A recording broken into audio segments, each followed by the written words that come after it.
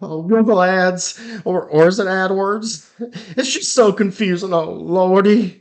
Where do I even start? So many ad campaigns, campaign objectives, and campaign goals, search campaigns, display campaigns, discovery campaigns, and now there's performance max Tammy, campaigns. It's just Tammy, too much. Tammy, just calm down. You are hotter than a deep fried squirrel on a fry daddy. Google Ads is not as complicated as you may think. You just need to start out with one campaign, and as you become more familiar with Google Ads, you can start exploring it from there. You can learn different campaigns, different campaign objectives, and all about different campaign goals. Let me just tell you how I would start my Google Ads campaign if I was just starting out. Okay, okay, All right. okay. Just relax. So, what is your goal? I want to produce leads for my roofing company. Okay, and what is your daily budget? Just about $100 a day is all that I can afford starting out. Oh, that is tight, but we can work with that. You really do need to start out conservative, and then as you go, you get more familiar with your numbers. You can start experimenting with your Numbers? budget and What? your What cost per click and numbers? stuff, like your cost per click, your conversion rate, your click through, and these are just Google Ads metrics. You also need to know your numbers outside of Google Ads, such as your sales numbers, like your close rate. About 25%. Okay, well, you do need to make some profit. So, what is the absolute max you're willing to pay per job? I'm willing to pay $1,500 at the very most, but on my average cost per job be around $300. Well, if you can provide an amazing experience for that job, that $1,500 job could get you a lot of referrals. Why don't we get Todd in here to show you how to create your very first lead generation campaign in Google Ads? All right, well, good talk, Willie. I'll take it from here. Okay, so before we go any further, I think that there's some key terms and metrics that you need to understand. All right, so in Google, you have campaigns. Within your campaign, you have ad groups. The ad groups is where you set up your keywords and your keyword match type, which I will get into. And that's where you also create your ads. So you can have your campaign, which might be targeting a certain area or a certain county, for example. And then your ad group, you could break it down by the type of service. So you could have one campaign, and then within your campaign, you have multiple ad groups. So your campaign might target a certain county. And then let's say you provide multiple services. For example, you do roofing, you do windows. You're going to break your ad groups are going to be broken down by the type of service in this example. All right. And then within your ad groups, you're going to have ads and you're going to have assets. There also used to be a thing called extensions, but I've noticed that they've been phasing the term extensions out, but assets and extensions can be somewhat used interchangeably. So your ads, that's where you're going to create your headlines. That's going to be like, roofing company in Tampa. And then you're going to have a description that's going to go under the headline of your ad.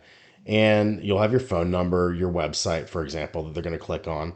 And then you have your assets. So that might be some images. It might be linked to your Google My Business page. So you might have a location extension or an asset. And then you can have other things called, like, for example, call outs, like say, get a free estimate today. You can have site link extensions. You might have, depending on their interest, you could have within your ad, you have your headline, and then you can have site links, and it's going to link to different pages on your website that might be more targeted towards a certain keyword search, or it might entice a click from somebody versus if they just saw the headline, they might not click on it. But if you have a site link that, for example, says financing, now all of a sudden they're clicking on there because they might be someone who's looking for your service, but they also need financing. So I can get into a lot more detail, but that's somewhat a brief description of the anatomy of an ad. Okay, so now let's get into metrics.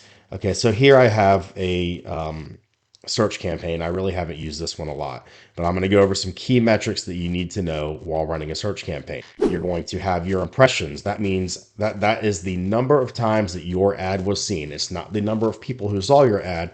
It's the number of times that your ad was seen. So there might be one person who's been doing multiple keyword searches for your industry and they saw your ad 5 times. That's going to be 5 impressions.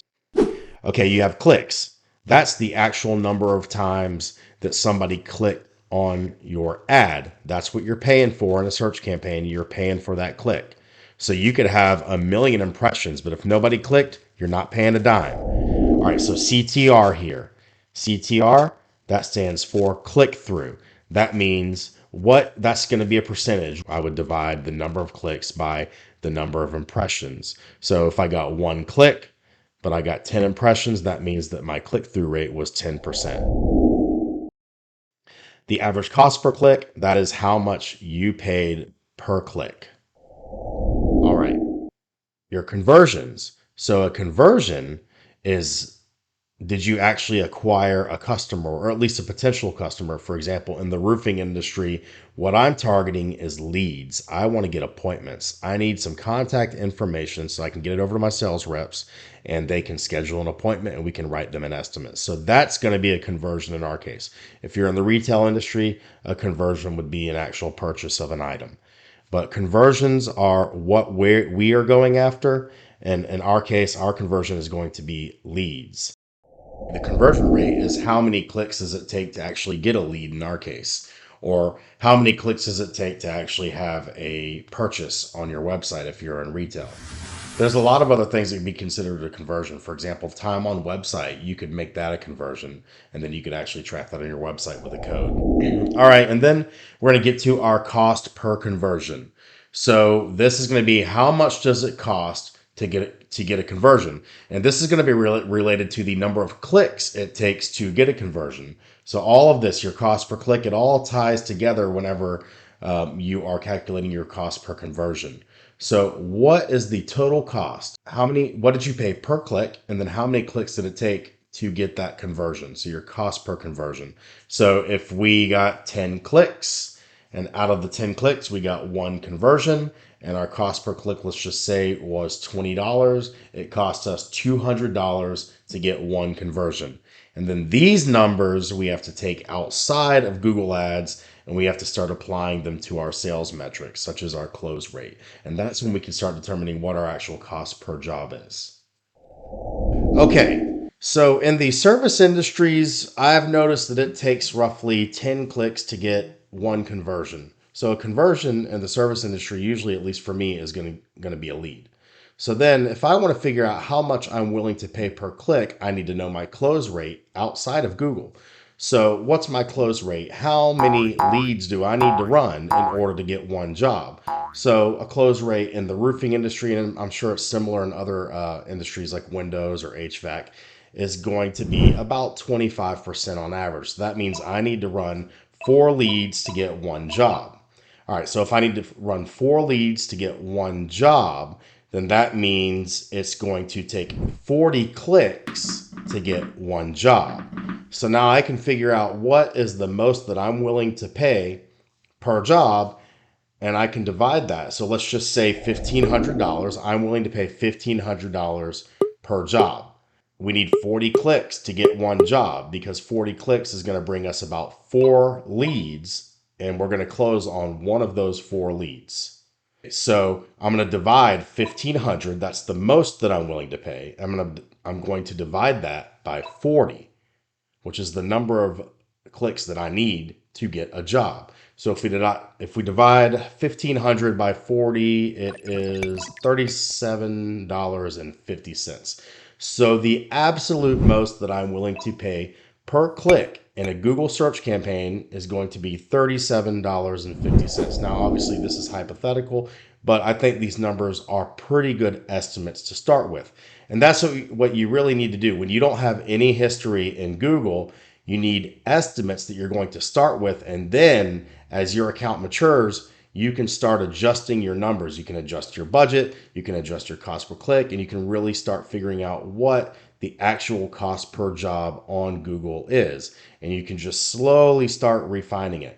But you don't want to get into all these different features starting out because it can kind of it really could start overwhelming you, and you don't want to start just frying all your circuits right away with information overload. But you can use a lot of different features broad match keywords, for example, targeting these long tail keywords. And I've noticed that like on those long tail keywords, you have a lower cost per click because less people are targeting them, which means if you target them properly, then you could also get a lower cost per conversion, which leads to a lower cost per job.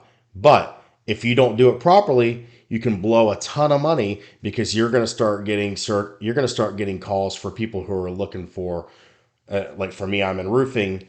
They're looking to purchase metal roof panels. Well, I don't sell metal roof panels. I install metal roof panels. So you need to make sure that you have a good negative keyword list to ensure you're not getting calls for people who are looking for roofing jobs. They're looking for metal roof panels. They're looking to book reservations at the Red Roof Inn. They're looking up DIY, how to build a doghouse and install a dog roof, how to repair a convertible roof or an RV roof. All of those you can pay for those clicks, which are completely unnecessary clicks if you don't know what you're doing. So that's just an example. But starting out, we can use exact match keywords.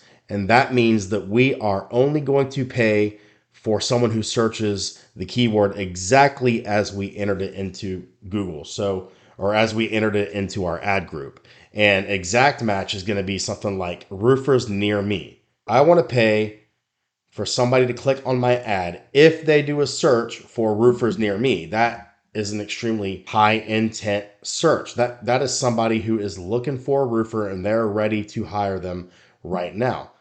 The downside of that kind of targeting exact match is every other roofer all over the state or in your service area is also targeting that keyword. And so the cost per click is going to be a lot higher. Starting out, if you're not familiar with Google Ads, you really do need to start out targeting exact match keywords unless you just got a ton of money to blow. But most of us starting a business, we don't have that. Well, now that you've received a brief explanation of some of the most basic terms and metrics in Google Ads, why don't you check out this video and let Todd walk you through how to create your very first lead search campaign step by step in Google Ads. Right here, video. Check it out.